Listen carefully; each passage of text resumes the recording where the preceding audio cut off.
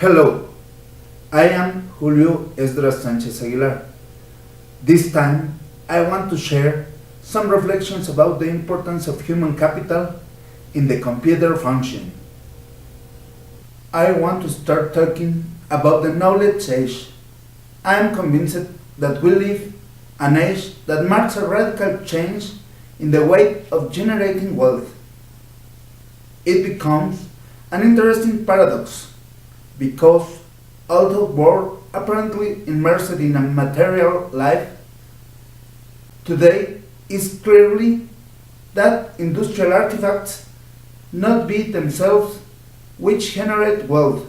In fact, it's the man who along the history has produced value for different systems.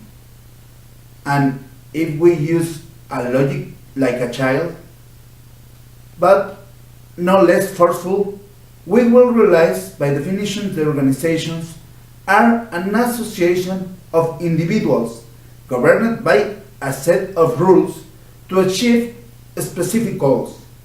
So, without humans, the company doesn't exist. Currently, with these logical concepts like a child, but extremely obvious, we find concepts that focus on the value of human capital as the main asset of an organization. It is even talk about economies based on knowledge, which are those that are based on the use of ideas more than the physical capacity, as well as on the application of technology more than in transformation of raw materials or exploitation labor.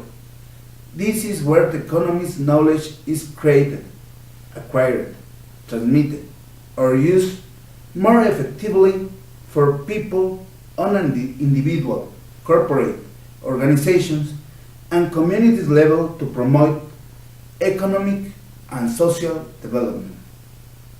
In this context, it's important to reflect how areas of research and development in organizations generate value. These areas are currently the main engine of innovation, and if we apply an objective logic, this innovation is not produced for the tangible asset of the organization, but rather the main generator innovation asset is the human, and is extremely important to facilitate the development of ideas and the interchange of ideas between people. Summarized, all starts with an idea, and in these circumstances, Steve Jobs used to say, innovation is a people-centered theme with the company and how are guided. Now, to talk about IT function as the main tool on innovation, I like to emphasize about the role played information technologies in what I believe most transition of human history, which is the evolution of the material age to the knowledge age, which initially was known as the age of information, and whose main icon was the computer. I repeat once again that sounds paradoxical, but this tool, which many people thought could substitute human beings in various tasks, which has led to vast information flows, collaborative areas, and has enhanced communications between people, allowing the triumph of knowledge over the physical strength. Speaking about the IT function as fundamental part of our age, we must reflect that this technology is currently present in all areas of life, from home appliance to complicated control systems or logistics, without forgetting the increase of interaction between clients and suppliers, to be market changed, even consumer trends.